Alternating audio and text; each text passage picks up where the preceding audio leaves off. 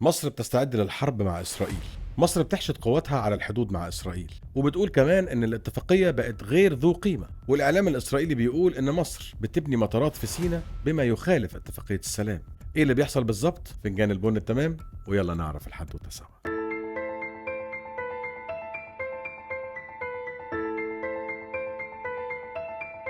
الإعلام العبري اتقلب من تقريبا 4 أو 5 أيام، وتحديدا بعد ما القناة ال14 الإسرائيلية طلعت بتقارير خطيرة بتقول فيها إن مصر بتخالف وتخرق اتفاقية السلام مع إسرائيل، وبتجهز نفسها لاحتمال مواجهة عسكرية. والكلام ده مش جاي من محلل عادي، ده جاي من ضابط كبير اسمه إلياهو ديكل، كان رئيس الاستخبارات العسكرية في الجيش الإسرائيلي. يعتبر الراجل ده خبير في الشأن المصري. ديكل قال إن الاتفاقية بقت من غير قيمة خالص مع مصر، وإن كل بنودها تم خرقها أو مخالفتها. لما سألوه قالوا له طب مصر ليه بتعمل كده؟ رد وقال إن الجيش المصري بيجهز نفسه بشكل كبير، بيطور ترسانته العسكرية، وبنى تقريبا 3 مطارات في سيناء، وده بيعتبر مخالفة لاتفاقية كامب ديفيد. قال كمان إن في معابر وكباري كتير جدا بتتبني على قناة السويس، وده بيخليهم يسألوا هل الجيش المصري بيستعد ليوم المواجهة؟ ديكل قال جملة مهمة جدا في التصريح، قال إن الجيش المصري ما بينامش. معلومة مش جديدة علينا، احنا الجيش عندنا في وقت السلم زي ما في وقت الحرب،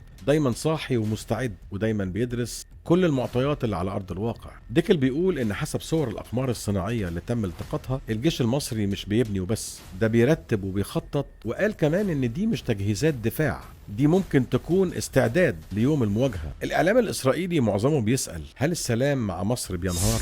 كل ده صديقي بيحصل في وقت الإقليم اللي حوالينا كله في توترات واضطرابات رهيبة. غزة، لبنان، السودان، سوريا وليبيا واليمن، والمنطقة على صفيح ساخن. فوجود جيش قوي زي الجيش المصري في سيناء بيخلي إسرائيل تعيد حساباتها مليون مرة قبل ما تتخذ أي خطوة. ولما سألوه قالوا له هل مصر ناوية تحارب ولا ده استعداد طبيعي للجيش المصري بناء على الاضطرابات اللي حاصله حواليه؟ قال لهم ممكن تكون جدا مصر ماشية بمبدأ استعد للسلام وكأنك على أعتاب حرب، وده تفكير استراتيجي ذكي جدا، خصوصا مع التوترات والاضطرابات اللي حاصله حوالينا.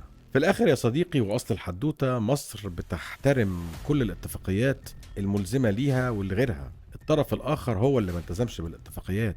فما تجيش النهاردة تحرك إعلامك عليا، لأن آخرك معايا حرب إعلامية. أنا ما خرقتش اتفاقية السلام إلا لما أنت خالفت بنودها وخرقت بنود كتيرة فيها. ومع احترامي لكل الاتفاقيات ومن ضمنها معاهدة السلام، بس أنا مش هسيب حدودي مكشوفة، خصوصا لو انت جاري. الحرب مش بكرة، بس الاستعداد شغال والترقب موجود، والجيش المصري صاحي ودايما في الصورة، مش عشان يبتدي الحرب، احنا مش دولة بتهاجم، لكن عشان نحافظ على السلام لو الكيان التزم.